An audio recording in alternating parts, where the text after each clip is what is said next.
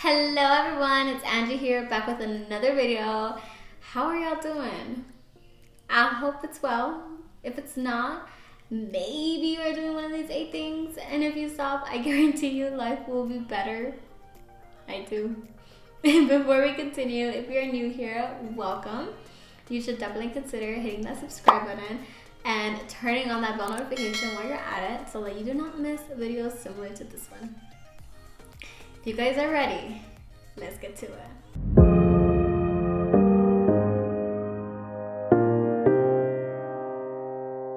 So, mornings.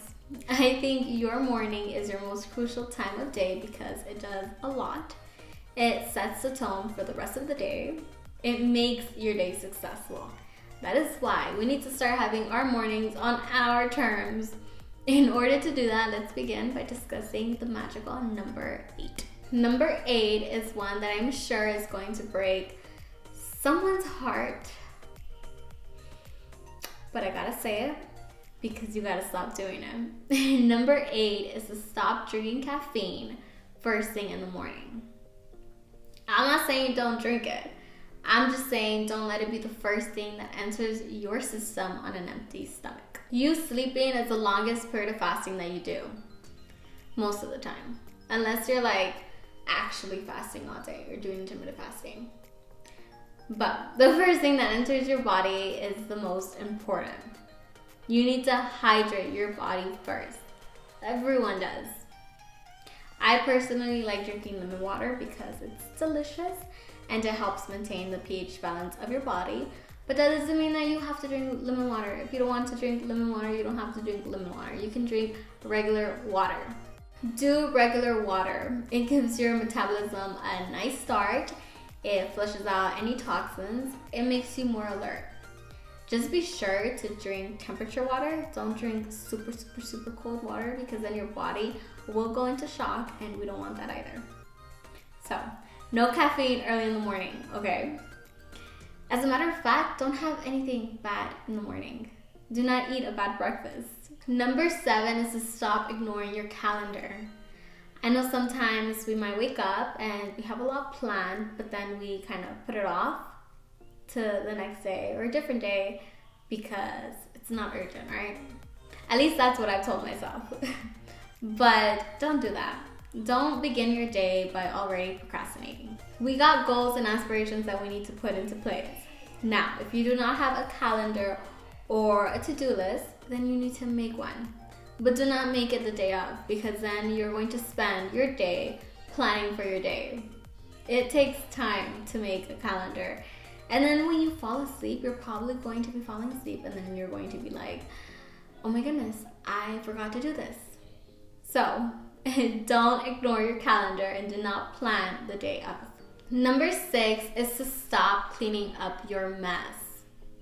It's important to clean. It's very good to clean. In fact, I encourage you to work in an open and clean environment, but do not do it the day of. Don't do it the morning of. I encourage you, I challenge you to clean everything the night before. After you're done with your day, pick everything up so that you can go to sleep with everything set. So that when you wake up, everything's ready to go and you're starting fresh. It's very, very good. And then if you really think about it, like why are you going to take today to clean up all of yesterday's mess if yesterday already passed? I think you should be focused on today and doing what you want to do today. When I was younger, my mom taught me to always pick up after myself, especially my toys. Whenever I was done playing, I had to pick them up, which I always thought was pointless because I'm like, I'm gonna play again. But she's like, no. She's like, pick it up, get it ready for the next time that you play. So why not incorporate that into our daily life? Let's clean, leave everything set the night. Leave everything set at the night so that when we wake up, everything's ready to go.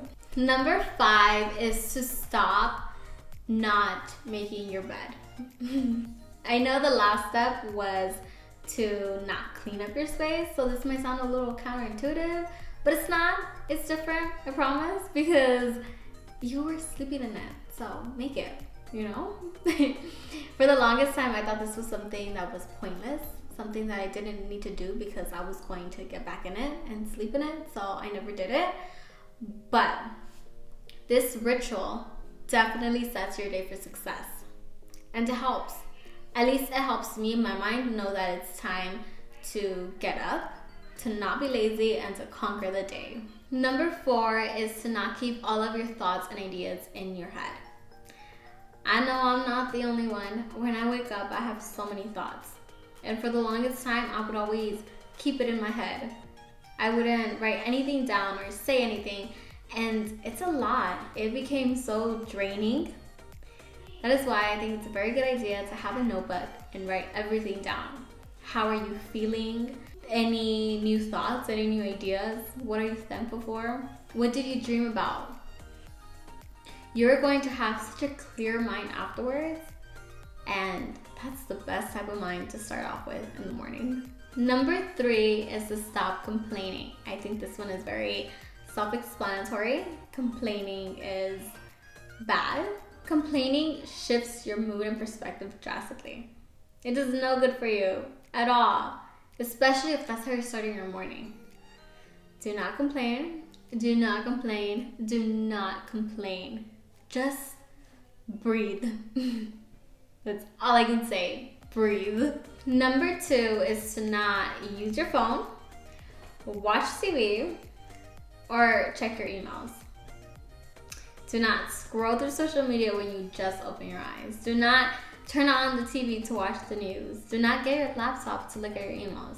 Because if you do, you're letting all of that dictate your life.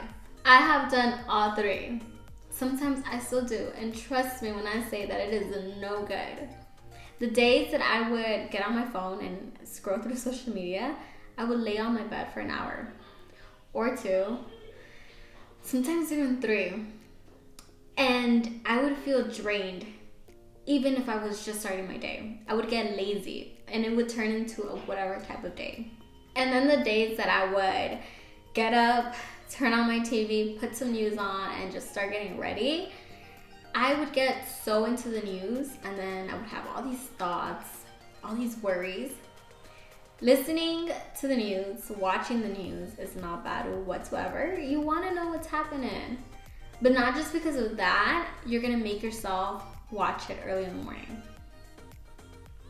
You don't need that at that moment. And then emails, that can get stressful. Super, super, super, super stressful. You aren't giving yourself time. All of that, social media, your emails, the news can wait just a little bit. Lastly, number 1 is to stop hitting the snooze button. I made a video on how to wake up early, and not hitting the snooze button is on there, so definitely go check out that video for some amazing tips. But I can't emphasize how critical it is to not snooze. Before going to sleep, you had this intention of waking up at a certain time for whatever reason. So why are you going to begin the day by failing yourself? By not keeping that commitment with yourself. Do not snooze.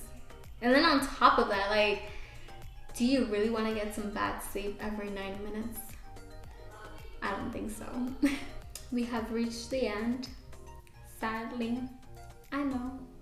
But it's alright because I'll be seeing you in the next video. Meanwhile, I want you guys to work on these, master them so that you can take control of your life.